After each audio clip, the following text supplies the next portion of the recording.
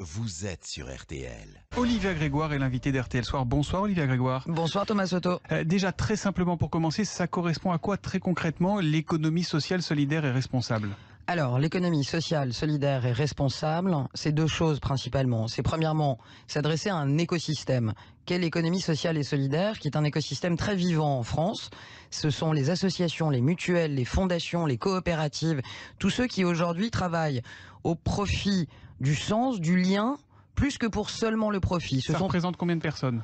Il y a aujourd'hui, c'est à peu près 12% des salariés. On dit souvent que c'est à peu près 10% du PIB. Il y a des régions, par exemple en Bretagne, où c'est une part importante de l'emploi. C'est par exemple 23% de l'emploi privé en Bretagne. Donc ça fait du monde. Ça fait du monde et c'est surtout un nouveau modèle économique qui est porté depuis des années par ce secteur de l'économie sociale et solidaire, et le R de responsable qui a été rajouté par l'exécutif.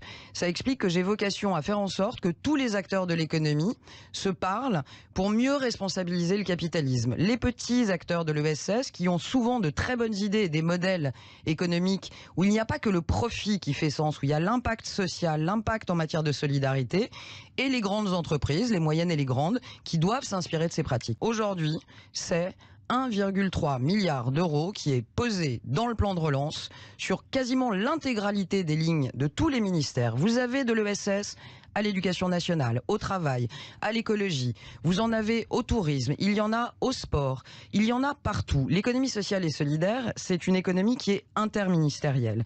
Et donc, il y a à la fois des montants chez Elisabeth Borne, par exemple, pour financer des emplois jeunes, pour pouvoir aider aussi des jeunes, 35 000 jeunes, à faire de l'insertion par l'activité économique. C'est pas dangereux d'être un peu noyé partout, parce qu'on voit que la somme est impressionnante.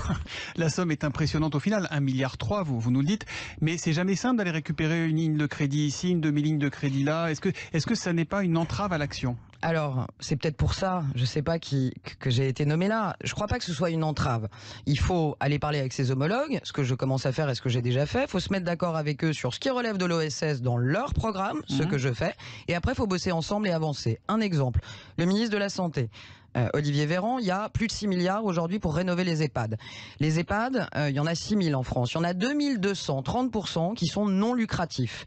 C'est-à-dire que... Ils ne sont pas là pour gagner de l'argent. Oui, et on va être très concret là encore. C'est-à-dire que vous allez dans cet EHPAD et vous payez en fonction de vos revenus. Moi, c'est un modèle qui m'intéresse. Et bien, sur ces 6 milliards qu'a Olivier Véran, il y a 30% de ces 6 milliards qui vont sur les EHPAD non lucratifs. On y va ensemble, on les change ensemble. Il y a aussi tous les dispositifs d'apprentissage. Vous savez qu'on ne peut pas laisser ces jeunes en apprentissage, en contrat de professionnalisation sur le bord de la route sous prétexte qu'ils n'ont pas trouvé de stage. Là, ce sont des aides qui vont de 5 000 à 8 000 euros. Là, maintenant, elles sont disponibles jusqu'à fin février 2021. Ça veut dire, Olivia Grégoire, qu'on nous annonce aujourd'hui des choses qui ont déjà été actées auparavant ? Pas du tout. Ça veut dire qu'il y a dans les tuyaux aujourd'hui déjà une partie de certaines dépenses, parce que pour la rentrée, il fallait s'occuper, et il faut s'occuper de ces 700 000 jeunes qui arrivent sur le marché du travail. Néanmoins, il vous a pas échappé, et j'ai été parlementaire pendant 3 ans, qu'on nous a souvent critiqué, parce qu'on ne prenait pas le temps aussi de discuter, et j'ai parfois critiqué, avec les parlementaires sur les options et les possibles. Il y a un super truc qui s'appelle un projet de loi de finances qui arrive à la fin du mois de septembre, qui sera discuté à compter d'octobre au Parlement. On doit discuter avec aussi le Sénat, et ensuite ce projet de loi de finances va être voté. Au 21 décembre, il est voté. Et l'intégralité des 100 milliards sont injectés. Après, on a 6 mois à peu près, jusqu'à l'été, pour décaisser. C'est ce que Bruno Le Maire a dit, et c'est ce que je veux dire aussi avec force. C'est une des premières fois...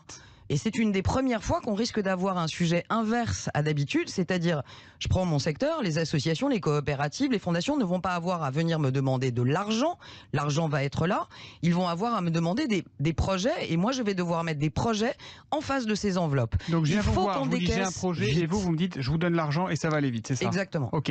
La meilleure façon d'éviter les suppressions d'emplois, je me permets de le placer, c'est quand même de continuer à soutenir nos entreprises, parce que jusqu'à preuve du contraire, ce sont les entreprises qui créent l'emploi. Dans votre secteur, vous espérez créer combien d'emplois ?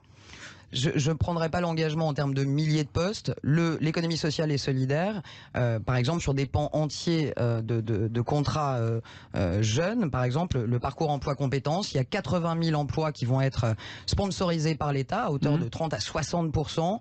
Il y en a 40 000, par exemple, qui sont pour l'économie sociale et solidaire, ça veut dire au moins 40 000 emplois. Et ben donc vous donnez un chiffre, 40 000 emplois minimum.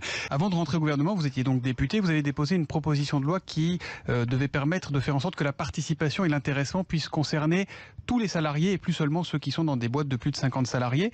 Est-ce que ça va se faire ou pas, ça? Alors, je l'espère. Je pense et je veux croire.